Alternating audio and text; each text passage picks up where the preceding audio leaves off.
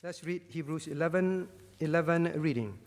Through faith, also, Sara herself received strength to conceive seed and was delivered of a child when she was past age, because she judged him faithful who have promised. All right, so now the person asked this. Now, through faith, this verse, and he said, now, is this interpretation correct?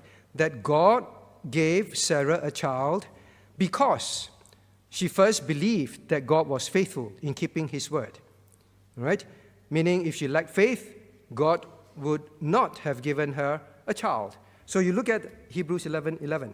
Now, God says through faith, also Sarah herself received strength to conceive. So now the question is this. Now, is it because of Sarah's faith, then she received strength from God to bear a child, all right? So Sarah was beyond childbearing age. Is it because of her faith in trusting in God, then God gave her the ability, the strength to give birth? Okay, is that what this verse is saying? Now, what do you think? What do you think it is saying? Well, let's try Caleb. Understand the question? All right. So do you think this is what God is saying? She had faith, so God gave her ability to bear the child, give birth to Isaac.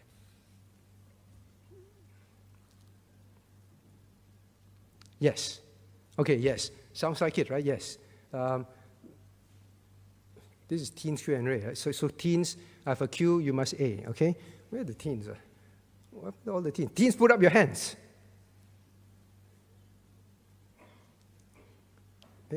Okay, Phoebe. Suddenly no hands. Yes, Phoebe.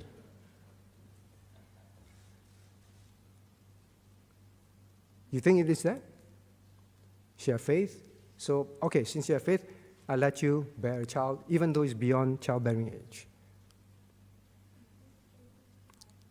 Say again? Part of it. Okay. What is the other part? Share with us. Don't keep it to yourself. What's the other part?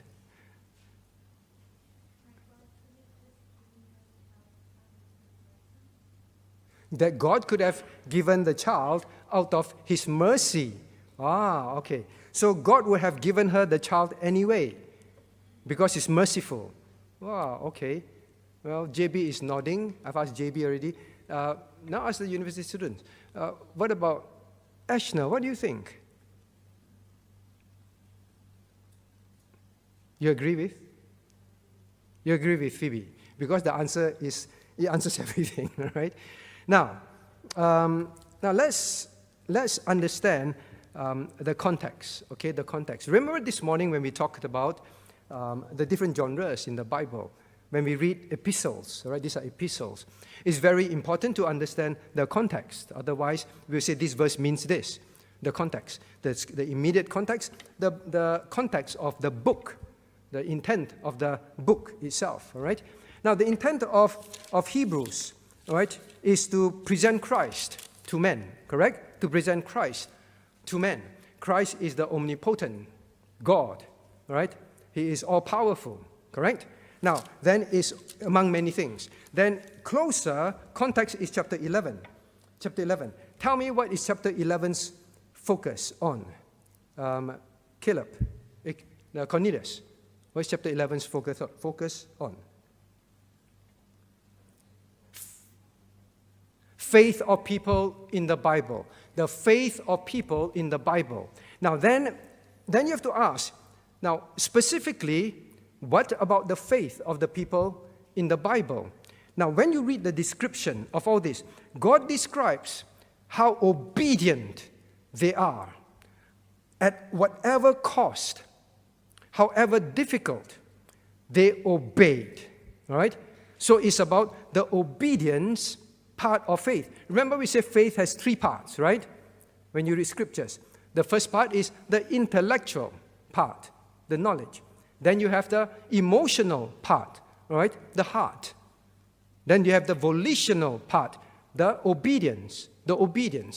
Right? So when you say faith, which part?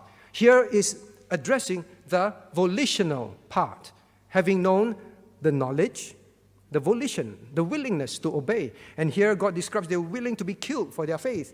That is the kind of obedience they have. Whatever difficulties they face, they believed and they obeyed. So now that is the emphasis.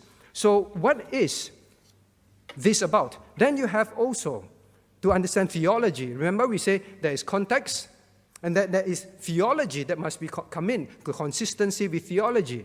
Now, let me ask you, if Sarah did not have faith in God, would God still have given her the ability to give birth? Maybe ask the adults now. Nathan, what do you think? Very good. Yes, because it was Isaac. It was to be Abraham, Isaac, Jacob. All right? This is the promised line through which Christ will come. So Isaac will be born. Nothing will stop Isaac from being born. All right? So it's an important part of the Abraham, Isaac, Jacob lineage. So here, now once you see the context, you see the theology, then you know that this is not talking about if she did not have faith, then she would not have been given the ability, the strength to give birth. Okay? So you know it would not be that. It would not be that. Now then, so what do you think this is about? We identify what it is not through the context and through consistency with theology. What do you think it is then? All right, we have only a few more minutes. Okay, try one person. Let me see. Jemima. I lost all the teens, Where are you hiding? Oh, no. Okay. You're not teen, right? Jedidah. Why are you hiding your head behind the chair? Right? As low as you can go. It's like, Jedidah, yes. I learned a new thing again. People can hide behind the chair. Okay, Jedidah, yes. I know you're not hiding, just teasing you. Then what is it about? We know the chapter is about obedience. It's about faith, but it's about the obedience part of faith. And we also know that the child will definitely come, no matter what. Too hungry to think? Can't think. All right. Okay, try one last person. Think. Because when you read this is a good question, right?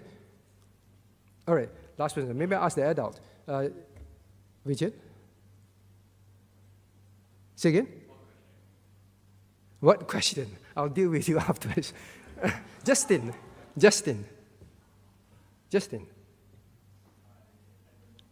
Don't know. Now, okay, you're honest, all right? So I won't deal with you. At least you say what's the question. Instead of saying, I don't know. Right? Now, it is about obedience, right? Obedience. And anyway, the child will come. Now, in other words, it means this. You can either have faith, trust God, and obey, and be commended for it, or refuse to trust God, refuse to obey, and God will bring the thing to pass still, and when it is recorded, in the Bible or in heaven, right? When it's recorded, it will be recorded as you chose to be disobedient, right? And God in His mercy, God in His plan, He will still bring things to pass. He will still use you as a vessel, but it will be, instead of a praise, it will be a rebuke. You can either obey and be praised and to please God, or you can disobey and then things happen, and the example will be a rebuke to you, right? So when you put this context and theology together, this will be what it is. It is better to obey, just obey. Now, Sarah initially laughed, mocked in her heart. Then God said, you laughed. No, I did not. Then she lied. Then eventually, she repented in her heart after being rebuked. Then God reveals that, now after that, she had faith. She obeyed and said, I will try to have a child. I won't say, forget it, right? I will try to have a child with Abraham. She obeyed, right? And God gave her the strength when she obeyed. All right, so this is about obedience. Better to obey and receive the praise of God than to disobey and refuse the rebuke of God, although God will bring his purposes to pass. All right? Just like, I think you get the idea. So whenever we face with a situation, remember this lesson. Now, I can choose to obey, or I can choose to disobey and be ashamed of that after that, okay? Now, let's come to then, now, does it mean that, wow, this is great, This is great, right, Michelle? So I can disobey, but anyhow, God will still bring things to pass. And sometimes that is how Christians think, all right? So maybe now I ask the adult, right? Michelle, so is it true that we don't obey and then God will still bring things to pass in our lives? That is a pretty good deal.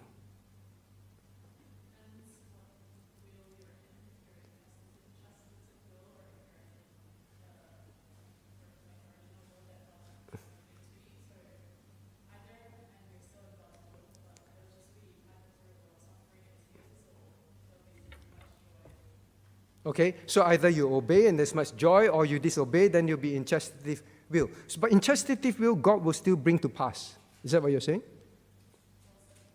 For certain things. Certain things that are sinful, God won't bring to pass, right? Okay, now, what about even good things? Good things. Will God bring to pass good, spiritually good things when you don't have faith? Will he do it? We say we saw one case, but will he always do it? Now, we don't have enough time, so we must learn that the Bible also, all right, the Bible also teaches the other aspect. Turn to James chapter 1, please. James chapter 1. James chapter 1. James chapter 1. Now let's read verses 6 to 7 readings. James chapter 1, verses 6 to 7 reading. But let him ask in faith, nothing wavering. For he that wavereth is like a wave of the sea, driven with the wind and tossed. For let not that man think that he shall receive anything of the Lord. Now the Bible also teaches the situation where, now when you don't have faith, you are doubtful, you distrust God, all right? Don't think that when you are in that kind of situation, when you ask, you will still receive. God says, for let not that man think. Don't even think that you will receive anything from me when you don't have faith. So is there a situation in the Bible that teaches us where if you don't have faith, we won't receive? That's exactly the question that this person asked. Is it, if she didn't have faith, would she still be able to give birth to Isaac? Now, in her case, God's sovereignty, God's decretive will. Because of that, God will bring things to pass. But there are things which God says, then it will not come to pass through you. I will use someone else. I will give it to someone else. Or this will not be given to you.